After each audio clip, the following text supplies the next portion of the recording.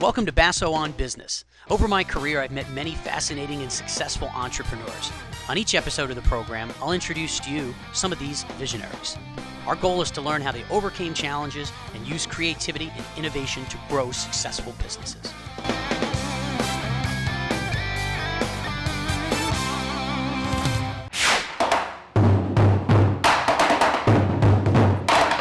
Welcome to the show.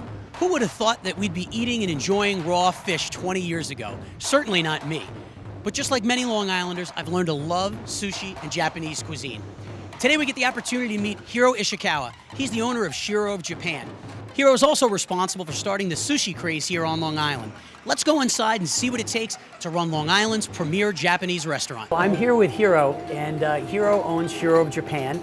And he's really a pioneer of the whole sushi craze here on Long Island. Hiro, why don't you tell us a little bit about your history, about how you came to the U.S. and how you started your first restaurant and how you ended up operating Shiro. I came United States like 34 years ago, $300 in my pocket. Me and my wife decided to have a restaurant. So then we worked hard and hard. Nobody gave any money, so we gotta do everything. You mean nobody just gave you money? No, not. So you were the first one that brought a sushi bar to any restaurant on Long Island. Right. Exactly. And what year was that? That was 1979. Tell us a little bit about the celebrities that come in here. Yeah, actually, 1980, Pink Floyd show at the Nassau Coliseum. So somebody called me on the day looking for a sushi.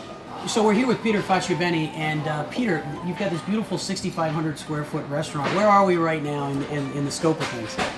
Right now we're sitting in our Manhattan style cocktail area. What we did is we tried to update the typical traditional Japanese hibachi house. What differentiates this restaurant from every other Japanese style restaurant on Long Island? Probably our authenticity. My partner is Hiro Ishikawa. He's been in the business for over 35 years, and what he tries to do is not do your typical Americanized Japanese restaurant. We understand we still have to do that to cater to American customers, but he wants to sort of bring the Japanese culture and traditions to the Americans, such as like our special evenings, the Kobu taiko drum event. The people that watch our show, they're looking for a way to maximize revenues and get repeat customers from whatever it is that they do. What do you think the best way to do that is, specifically in the restaurant business? For the restaurant business, I believe it just comes down to one thing: quality. Whether it be quality in service, whether it be quality in the food we serve, whether it be quality presentation, quality atmosphere, and try to be consistent with that. I understand your partner Hiro has certain responsibilities and you have others. How do you break up those responsibilities to run a successful restaurant? Hiro really is responsible for the inside of the restaurant, running, managing the employees, working with the chefs. I'm really responsible for marketing, the financial end, and our growth and how we can constantly be moving forward in today's economy. Well, speaking of marketing, what do you have in your arsenal? We sort of do a little of everything. We have a big email list where we do a lot of constant emails. We've created a VIP club, which brings people back. We do use a lot of print media. We work a lot with the local schools where we bring school children in, and we give them actually a sushi making class and a hibachi lunch, and then we send them home with gift certificates, which brings them back to the restaurant. What's your single biggest challenge running this restaurant? Constantly dealing. Everybody gets stumped on this. No, it's a tough question. I don't know if it's constantly dealing with the hurdles that the economy is always throwing at us, or really finding good quality help. So I'm going to get the opportunity to make some sushi. Why don't you come take a look? So I'm here with Akumi, and he's going to show me how to make one of their signature rolls here at Shiro.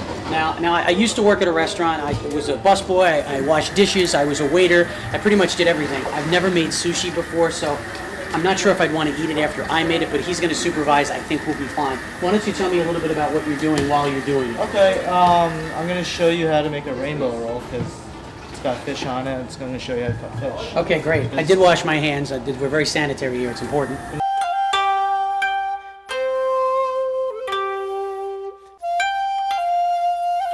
In there. You know what? I'll do yours, you do mine. Okay, so all right, let's see. He's not trusting me very well No, to do no, this no, correctly. just to make it look better at the end. right, So great. inside's a California roll, outside's 7 layers. So we just learned how to make my first roll, and I'm going to enjoy eating this. So here we are with one of the traditional hibachi setups, and I'm going to learn how to do traditional hibachi style cooking. I could do this, watch. Now I can't flip anything up and land it in my hat or anything like that, so I'll flip it over, yeah. Oh. Look at this, look at this, that's a mess. It looks so much easier when you're sitting on the other side of the table. Whoa, there we go. I'm an expert. And you need some salt right? Oh, lean the fork this way like this. All right, cut the tail off. All right, we'll flick that over there. Now what? This way? Yeah, because it's until I'm left, you have a left. So I go like this, There you go. and that's it? All right, I can't do it fast. I'll cut my finger off, guys. You know that, right? I don't know. Well, let's see here. And I put it in here. Oh, man. This is fairly embarrassing. Well, that wasn't very pretty, but, you know, I managed to get it done, and I didn't burn my hand yet. Woo.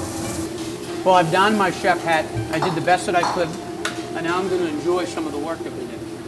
As you can see, running a sushi and hibachi restaurant takes a tremendous amount of time, creativity, and most important, a commitment to excellence. I'm Rob Basso, and you've been watching Basso on Business.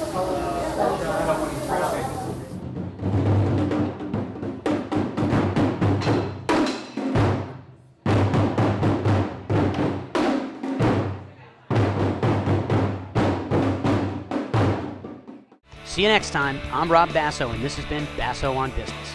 If you have an interesting business and think you have what it takes to make it on Basso on Business, contact us today.